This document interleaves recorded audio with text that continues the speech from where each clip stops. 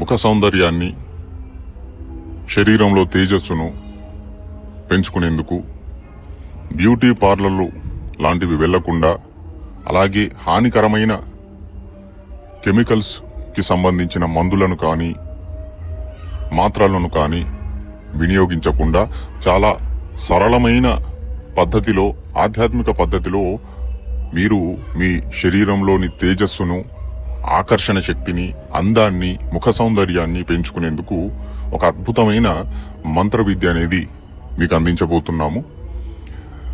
మనము ఏ మంత్రాన్నైనా కూడా అలాగే చదవకూడదు. ముందుగా ఆ మంత్రాన్ని మనం జాగృతం చేసుకోవాలి. జాగృతం అంటే అర్థం సిద్ధి.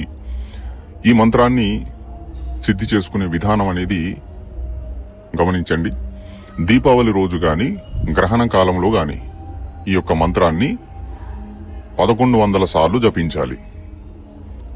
అలా జపించినట్లయితే ఈ మంత్రం అనేది ఒకే రోజులో మీకు జాగృతం అవడం జరుగుతుంది.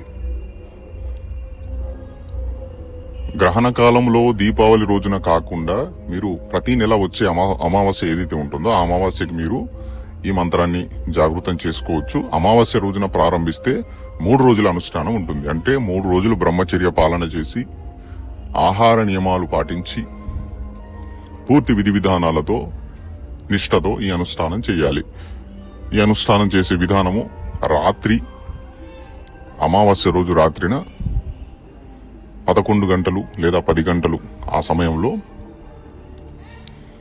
పూజ గదిలో లేదా ఏకాంత గదిలో ఉత్తరం దిశ వైపున ఎరుపు రంగు ఆసనాన్ని వేసుకుని, ఎరుపు రంగు వస్త్రాలు ధరించి మీరు ఆ ఆసనం మీద కూర్చోవాలి. కూర్చున్న తర్వాత మీ ఎదురుగా ఒక పిడికెడు బియ్యాన్ని కుప్పలాగా పోసి దానిపైన 2 మట్టి దీపాలు సపరేట్గా పెట్టాలన్నమాట. 2 వేరువేరుగా పెట్టాలి. పెట్టి ఒక్కొక్క దీపంలో కాస్తంత ఆవు నెయ్యి వేసి ఆ 2 దీపాలను ప్రజ్వలితం చేయాలి. 2 దీపాలను ప్రజ్వలితం చేసిన తర్వాత 2 పుష్పాలను సమర్పితం చేసుకుని, ధూపాన్ని సమర్పితం చేసుకుని, నైవేద్య రూపంలో పాయసాన్ని పెట్టి, ఆ తర్వాత పసుపు కుంకుమ గంధాన్ని కూడా సమర్పితం చేసుకుని హారతిచ్చి, కాళికాదేవిని అలాగే మాతంగిదేవి అమ్మవారిని వీళ్ళిద్దరిని కూడా తలుచుకొని హారతిచ్చి, ఆ తర్వాత ఒక కొబ్బరికాయ బలి సమర్పణ చెయ్యాలి. చేసిన తర్వాత స్ఫటికమాల ద్వారా ఈ నేను చెప్పబోయే మూల మంత్రాన్ని 11 మాలలు జపించాలి. స్ఫటికమాల అనేది 108 పూసలు కలిగినది ఉండాలి. అలా 108 పూసలు కలిగిన మాలను ఒక మాలగా మనం లెక్కించడం జరుగుతుంది. కాబట్టి 11 మాలలు జపించాలి. మూల మంత్రానికి ముందు ఓం గం గణపతయై నమః ఒక మాల జపించి, ఓం నమః శివాయ ఒక మాల జపించి, ఆ తర్వాత ఇప్పుడు నేను చెప్పబోయే ఈ మూల మంత్రాన్ని 11 మాలలు జపించాలి. నేను మంత్రాన్ని ఒకసారి చదివి వినిపిస్తాను. మంత్రం ఈ ప్రకారంగా ఉంది. ఓం హ్రీం క్లీం కంకాళీ కాళీ మధుమత మాతంగి మధు విహ్వాలి మనుమోహిని మకరధ్వజే స్వాహ. ఇది మంత్రము.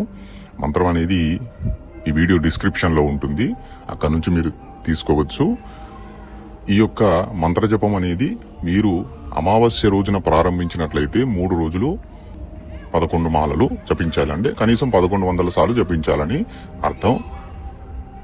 అమావాస్య రోజున మీరు ప్రారంభించినట్లయితే 3వ రోజు మంత్రజపానంతరము కనీసము 108 సార్లు లేదా 21 సార్లు ఆవు నెయ్యి హోమం చూర్ణం కలిపి చిన్నపాటి హోమం చేసుకోవాలి.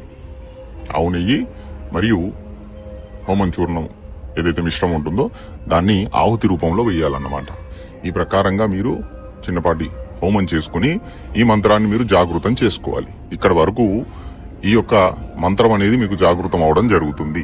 ఈ ప్రకారంగా మంత్రం జాగృతమైన తర్వాత ఆ సమస్త సామాగ్రి ఏదైతే ఉంటుందో, అంటే మీరు జపించే జపమాల మినహా ఆ జపమాల ఇంట్లోనే పెట్టుకొని దీపాలు, మీ ఆసనము, నైవేద్యము, పుష్పాలు వాటిని చిన్న మూటలుగా కట్టి ఏదైనా రావి చెట్టు కింద, వేప చెట్టు కింద, మామిడి చెట్టు కింద, లేదంటే ఏదైనా అమానుష ప్రాంతంలో పెట్టేసి రావాలి మరుసటి రోజు.